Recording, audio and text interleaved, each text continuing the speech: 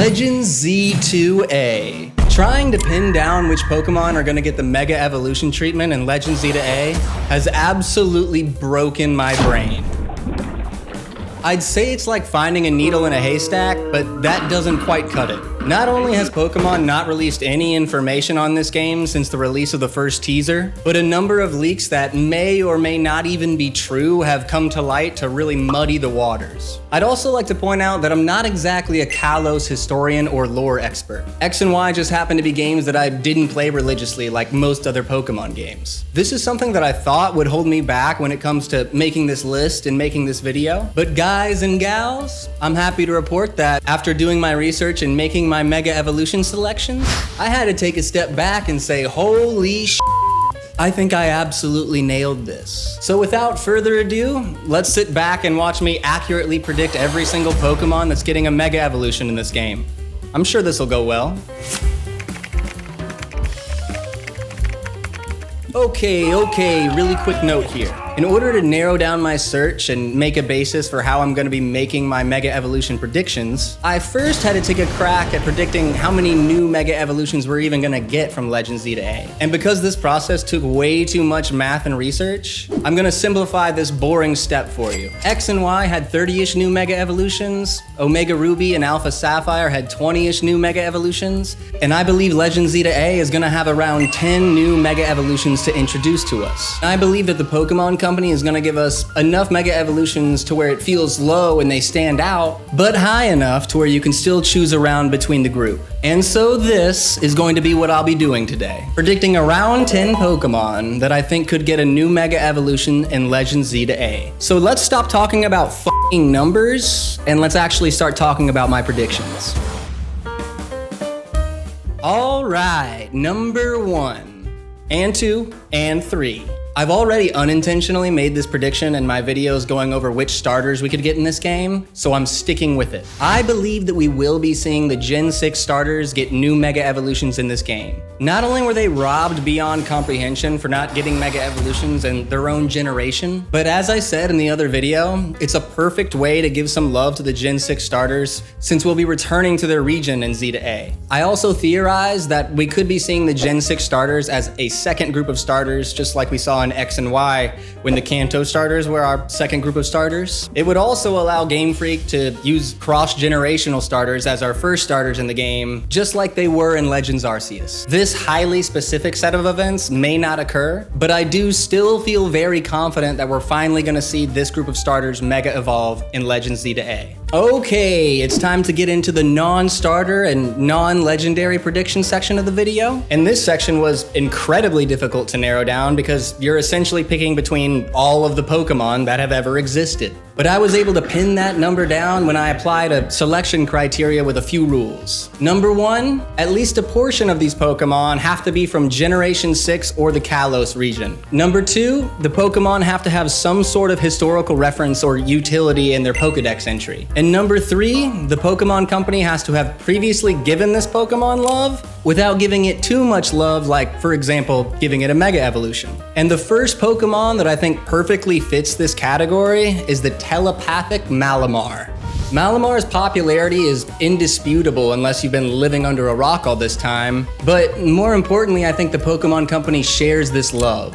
Malamar, while not being a world beater, has remained viable and relevant in the competitive scene. Not only that, but as far as I know, it's the only Pokemon with its very unique evolutionary method. If those aspects don't scream this thing is special, then I don't know what will. Even further driving this point home are Malamar's Pokedex entries. While the Squid's telepathic and hypnotic entries are utterly terrifying, I think the one that stands out the most is its Shield Pokedex entry. Put simply, it reads, "It's said that Malamar's hypnotic powers played a role in certain history-changing events." And to be honest with you, I didn't think I'd find any historical information to back any of my predictions in this video, but feast your eyes on this.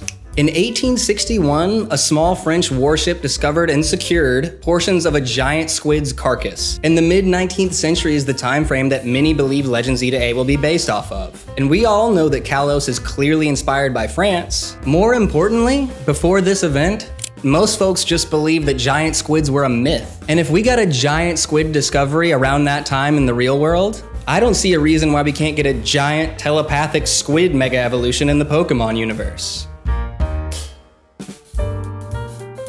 The second non-starter that I think we could get a new mega evolution from is Heliolisk. And not just because this could theoretically give us a giant squid and giant lizard slash Godzilla battle between Malamar and Heliolisk. Multiple Pokedex entries imply that Heliolisk's electrical power could power a skyscraper or an entire city. And as we all know, Legend Z to A will center around the redevelopment or development of Lumio City in Kalos. And knowing this information, what better way to power the newly redeveloped city than with a Mega Heliolisk or multiple Mega Heliolisks? Pokemon Sword's Pokedex entry for Heliolisk implies that it was treasured by a certain group of people in the desert, which sounds just a little bit like cats in Egyptian culture. And yes, France is not Egypt, but this does imply historical and maybe even mythical relevance in the Pokemon universe. Heliolisk also has a fantastic design, but I do feel like its design sort of lands in between a middle evolution and a final evolution, and this gives Heliolisk and its design a little room for growth, which tells me that Mega Evolution could bridge that gap.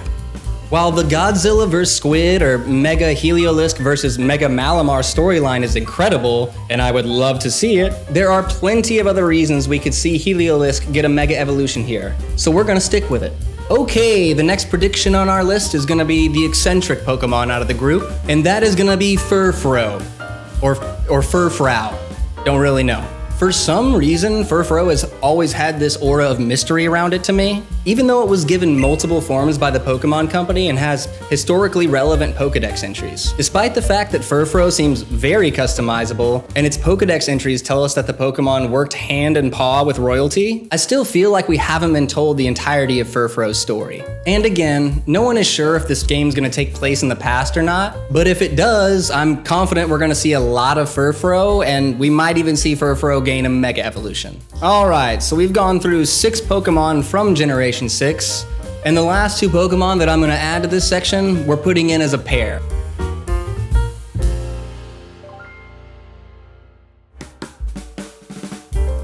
I think it's very possible that the 2 fossil Pokemon from X and Y, Tyrantrum and Aurorus, get the Mega Evolution treatment in this game. Like I've said before, it's unclear if this game will be set in the past, but I still think it's likely that these 2, at the very least, got strong consideration from the Pokemon Company for Mega Evolutions. Unlike in previous generations, these fossil Pokemon were given to us very early on in X and Y, implying to me that Pokemon really wanted us to use and get to know these Pokemon early on in the game, and theoretically reinforcing their historical significance. It's also implied from Tyrantrum's Ultra Sun Pokedex entry that not everything is known about this physically dominant creature. And Aurorus' connection to Auroras is obvious, but I feel confident more can be done to further flesh out this concept, to really drive home the Pokemon's relationship with light, darkness, and color. Both of these Pokemon also have decent to good stats, but are held back in different ways by their typing, which, of course, can be changed if they were given a Mega Evolution as we've seen in the past. I also did not mean to select a group of Pokemon that have reptilian or sort of dinosaur qualities to them physically,